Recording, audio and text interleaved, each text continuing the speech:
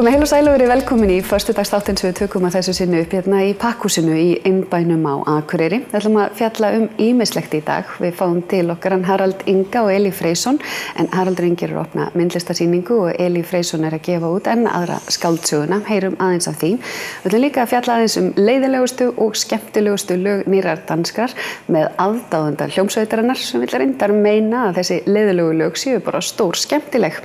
Við ætlum líka að fá hann Erlend Bogason og Pétur Halldórsson, framleiðanda þáttanna Lífríkið í sjónum við Ísland, en þeir fengu á dögunum fjölmiðlaverðlaun umhverfis- og auðlindaráðuneytisins í tilefni Dags íslenskrar náttúru og við á N4 sýndum einmitt þessa frábæru þætti. Við ætlum að ræða við þá félaga, enda mikið svona hugsjónaverk þar á baki. Við ætlum að fjalla litlu ljóðahátíðina. Við fáum til okkar dáleiðarann Salis sem ætlar að dáleiða sjálfboðaliða sem bauð sig fram á fésbókinni, hvorki meira en minna.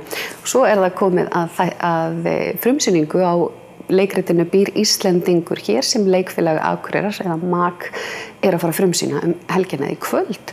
Hins vegar ætlum við að byrja á því aðeins að tala fjárfestingatækifæri á landsbyggðinni. Það var ráðstefna hér, haustráðstefna íslenskra verðbréfa var haldin í liðnu viku og þar var rætt ýmis fjárfestingatækifæri og margt bara góma og komið 2 herramenn sem voru þar og héldu erindi. Verið velkomnir. Takk. Við byrjum bara á því, af hverju eru íslensku verðbréf að halda haustráðstefnu þar sem við verið að einblína á fjárfestingatækifæri á landsbyggðinni? Já, þetta er góð spurning. Við erum náttúrulega með höfuðstöðvar hérna á Akureyri og erum líklegast í dag eina svona sérhæfða fjármálafyrirtæki fyrir utan höfuðborgarsvæðið. Og í okkar stefnumótunarvinnu þá fórum við svolítið bara að horfa í kringum okkur, hver eru viðskiptavinir, hver eru hlutirnir að gerast og við viljum náttúrulega sjá hvert hlutirnir er að fara og reyna að rýna þessi framtíðina. Og í kjölfarið því þá náttúrulega gerðum við svona skýrslu og svolítið rannsóknarvinnu og þetta vatt allt saman upp á sig. Og Stefán Gunnlaugsson sem er hérna sérfræðingur á íslensku verðbréfum og dósent hérna við háskólann, viðskiptafræðideildina hér. Hann tók svona saman aðeins þróun og horfur hjá sveitarfélögum og í ferðaþjónustu og líka með sjávarútveginn. Og síðan var bara hugmyndin að vera með smá ráðstefnu og reyna að fá ýmsa aðila að, líka orkutengd málefni og matvælaframleiðslu og önnur slík mál sem að varða landsbyggðirnar. Og svona þess að gera langa sögu stutt þá var það kannski svona, og kom kannski engum á óvart að þessi gríðarlegi fjölgun íbúa á höfuðborgarsvæðinu og fækkun á landsbyggðunum, mörgum landsbyggðunum, að því hefur fylgt mikið misræmi líka í fjárfestingum. Og þannig kom bara hugmyndin að fá ýmsa aðila til þess að ræða hvort það séu ekki raun og veru bara fullt að tækifæri að mynda sér á landsbyggðunum. Og þetta er ekki bara tilfinning okkar eða eitthvað slíkt, maður finnur mikinn meðbyr og það eru mikil uppbygging í gangi víða. Og svona vatt þetta upp á sig og undir nurðu ansi mörg og ráðstefnan fór langt fram úr okkar væntingum. Og við erum svona bara að vinna úr þeim gögnum og þeim erindum og því sem kom þarna fram. Því að þessi okkar skýrsla var kannski bara lítið erindi því að það kom svo mikið fram frá öðrum aðilum hérna á ráðstefnunni. Og var einhver samhljómur meðal fólks sem að þarna hélt erindi? Já, mér fannst það. Mér fannst svona allir tala í sömu átt hvað var það tækifæri og viðspyrnu og viðsnúning. Og auðvitað erum við kannski á þessu svæði kannski að einhverju leyti hlutdræg, vegna þess að Akureyri hefur hvað vaxið hlutfallslega meira en Reykjavík og það er bara þá hvað Fjarðabyggð og Fljótsdalshérað og Akureyri sem hafa náð fjölgun á síðastliðnum 20 árum. En svo er náttúrulega að sjá þessa gríðarlegu innspýtingu hérna fyrir austan í Norðurþingi. Það er náttúrulega einhver 90 milljarða fjárfesting eiga sér stað á undir 3000 manna sveitafélag. Þannig að það er náttúrulega smitað mikið út frá sér og við erum að sjá fjölgun starfa og við erum að sjá, eins og í mínu tilviki, ég flutti frá Húsavík hvað 98 og við vorum einmitt með tölu frá 98, þess að fækkunin var yfir 20% kannski. Að þetta er alltaf snúast við og bara fullt að tækifærum fyrir ungt fólk og líka fyrir fjárfesta. Og er það kannski það hugafæri sem að þarf að aðeins að huga að þetta séu raunveruleg tækifæri en ekki byggðavæl? Nákvæmlega, þetta er bara mjög góða punktur hér. Við bara raunverulega teljum það að það sé bara fullt að tækifærum hérna og uppbyggingi ferðaþjónustu og ýmsum innviðum. Þegar það hefur bara, það virðist allavega hafa bara verið vanfjárfest og það er kannski ekkert skrítið þegar fólk störfin að fara í burtu og fólk að fara í burtu og þá er kannski ekki jafn mikil uppbygging og jafn mikil fjárfestingu. Það hefur átt sér stað á höfuðborgarsvæðinu. En það er eins og segir, það er svona einhverja vísbendingar og samhljómurinn að mér fannst bara öllum á ráðstefnunni var raun og veru að það væri svona teikn á lofti að að þessi þróun væri að snúast við. En það var mikið rætt einmitt, það var rætt sjávarútveg, það var rætt ferðaþjónustuna og að landsbyggðin mætti ekki einhvern veginn missa af lestinni í þeim möguleikum sem að geta skapast og ekki að landsbyggðin heldur bara að Ísland sem heild myndi græða á því að við myndum nýta allt landið betur. En svo komst þú með erindi orkumál sem var kannski svona, það sem ég heyrðist allan á fólki eftir og hefði vakið hvað svona mesta athygli þar að segja að því leyti að þetta var svona hluti af því sem fólk hafði kannski ekki hugsað eins mikið eins og sjávarútveginn og ferðaþjónustuna. Ég veit að það er kannski erfitt að fá þig til þess að lýsa þessu eitthvað í örstuttu máli, en hvert var inntakið hjá þér? Ég var bara að tala þessi sjálfbærni, orkumál, mengunumál, útblástursmál sem að fólk yfirleitt hugsaði meira sem vesen, kostnað, eitthvað vísindalegt og eitthvað svona sem að þú veist, bara svona hálfleiðilegt og ég var svo þakkláttur að Sigþór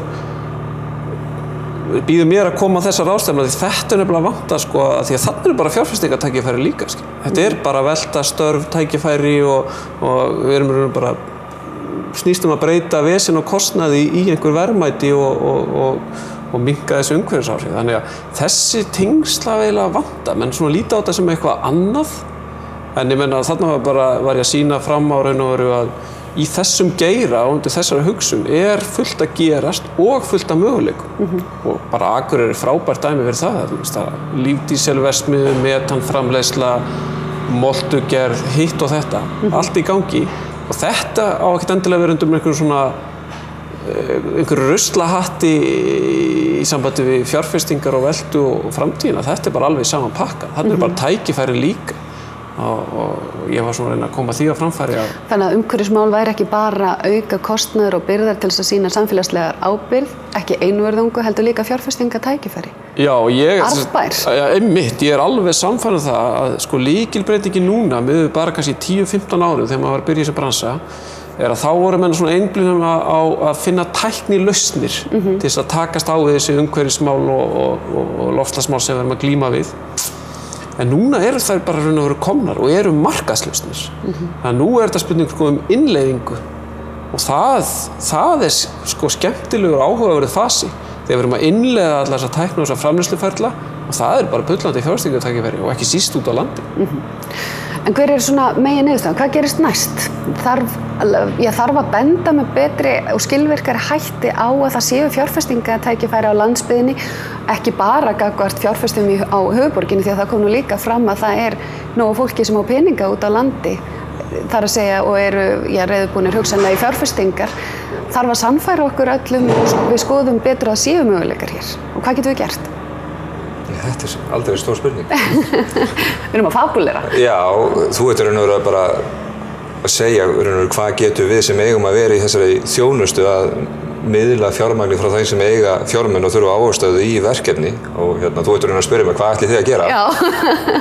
Við ætlum að reyna að búa til vörur og búa til raun og veru brú sem brúar þetta bil á milli þannig að sko, hvað sem okkur líka betur að vera, það alltaf fjármagn sem þarf að koma til þess að við náum hlutunum á hreyfingu. Og raun og veru þarf bara að fara að vinna á fullu og skoða öll þessi verkefni og þessa innviði og öll þessi tækifæri og raun og veru bara búa til rétta plattformi þannig að þetta fara að gerast. En það ekki bara náttúrulega, það enda að koma mér rosalega óvart hvað orðinn mikill fjárhagslegur styrkur á þessu svæði og eins og við höfum verið að tala að það þarf að beina augunum meira að nýsköpun eins og hefur verið rætt og það kom mér rosalega óvart að sjá hvað sjávarútvegurinn orðinn gríðarlega sterkur á stuttum tíma eftir búið að vera frábæri rekstrarár og það kom náttúrulega fram í skýrslunni að kannski ekki veiður og vinnsla það sem að fara að skapa störf á landsbyggðunum heldur þarf að þá fara í einhverja nýsköpun og leggja meira fjármagn í það og við erum með raun og veru allt til staðar í greininu og í háskólasamfélaginu hér. En það náttúrulega meiri fjárfestingar í ferðaþjónustunni og við þurfum bara að sinna þeirri vinnu þannig að það sé bara mögulegt en þar eru þúsundir starfi að vera til en í raun og veru þurfum við líka að opna augun á þeim sem að halda budduna fyrir sunnan og raun og veru gera þeim kleift að skilja og þekkja og eins og kom náttúrulega mjög vel í erindi Sigurðar, það oft bara þekking. Þannig að við þurfum að vinna bara efni og það eru margir að gera það á þessu svæði núna. Þannig að mér finnst við vera að færast miklu meira í það form að að aðalega muni þekkja fjárfestingartækifærin og þá fara hlutirnir að gerast. Það nefnilega lykilatriði að miðla upplýsingum til þess að geta tekið upplýstar ákvarðanir sem getur verið, ég tala nú í þessu samhengi þá arðbærar og skynsamar og við höfum nú verið að vinna sjónvarpsþátt, Sigurður Ingi, sem við erum að fara að setja í lofti núna á sunnudaginn. Getur ekki aðeins plugga þættinum okkar? Orka landsins, já, þetta eru, 7 þættir? Já. 7 þættir bara allan pakkan og vingillinn náttúrulega út frá bara einstaklingum eða heimilinu, hvernig þessar sameiginlegu auðlindir okkar, hvernig við nýtum þær alveg frá, já, til dæmis alveg frá virkjun inn í innstungu. Við förum alla leiðina, erum ekki einskorða að horfa á bara fyrirtækin, heldur líka notendunar og nýtinguna. Allt á mannamáli, ég held að það hefði nú verið svona lykilþema í þessu þáttum. Það er vatn, raforka, jarðvarmi og eldsneyti frá ýmsum hliðum. Já, þetta eru þessi 3 þættir sem heimilið þarf. Það þarf raforku til þess að lýsa og knýja sjónvarp og frysta á tæki. Við þurfum að hita húsin okkar og við þurfum olíu því miður til þess að komast á milli staða, en við tölum hvernig við getum snúið af þeim veg. Er þetta ekki bara skylduáhorf? Þurfum við ekki að segja það? Jú, ég held það sko og þetta verður náttúrulega bara skólaefni innan skams, trúi ekki öðru. Þetta eru það góði þættir sjáðu til. Já, þættirnir okkar. En það er svona í alvöru tala þá var það mikil upplifun á minnstakosti fyrir mig að kynnast þessum geira með þessum hætti og reyna að fá það á mannamála því að stundu verður þetta svolítið flókið og erfitt að skilja og gríðarlega mikilvægt ef við eigum að eiga í þessu samtali til þess að geta tekið upplýstar ákvarðanir að eiga svolítið bara samtal þetta sem á ekki vera áróður með neinum hætti heldur upplýsingagjöf. Þetta er þessi vandi þegar þú tala við sérfræðinga á hverju sviði, þá eru þau svolítið á sínu sviði og það er stundum erfitt að taka eitt skref niður og tala mannamál. Nákvæmlega. Það er bara eðlilegt. En það eru þess að tækifæri og kannski bara okkar allra að benda á þau eiga í samtalinu kannski fyrst og fremst og kannski í staðin fyrir að vera í, ef ég zoomar þetta upp eins og ég er að upplifa þetta að kannski landsbyggðin og höfuðborgin fari að upplifa samlegðar áhrifin í því að vinna saman að það séu tækifæri fyrir allt landið í formi síðan skattgreiðsla að nýta allt landið. Basically, er þetta ekki einhvers konar lokapunktur? Jú, hálfárlegt að í 300.000 manna landi að við séum alltaf í stanslausum einhverjum skiptingum landsbyggðin, borgin. Hvergi heiminum held ég að heildarhagsmunirnir séu jafn skýrir og það sem að hver einasti maður skiptir máli en á Íslandi. Samt tekst okkur ofta búa til þarna einhvern vegg á milli sem ég hef aldrei náð almennilega. Við erum nefnilega saman í liði. Já, en svo er náttúrulega þetta sem að kom fram með málið Þórbergs að það er ekki ein landsbyggð, það eru margar landsbyggðir og margir byggðakjarnar og mörg vinnusvæði og þau eru öll ólík og þarf að sinna þeim hverjum og sínum að sinn hátt. Og það er náttúrulega eitt sem kom fram á þessari ráðstefnu. Að hætta þessari tvískiptingu, þetta er miklu meiri skipting. Það verður þjálfun að fara að tala landsbyggðirnar í fleirtölu. Nákvæmlega. En kannski skynsamlegt. Takk fyrir komuna herra minn og við ætlum að halda áfram í föstudagsþættinum eftir augnablik.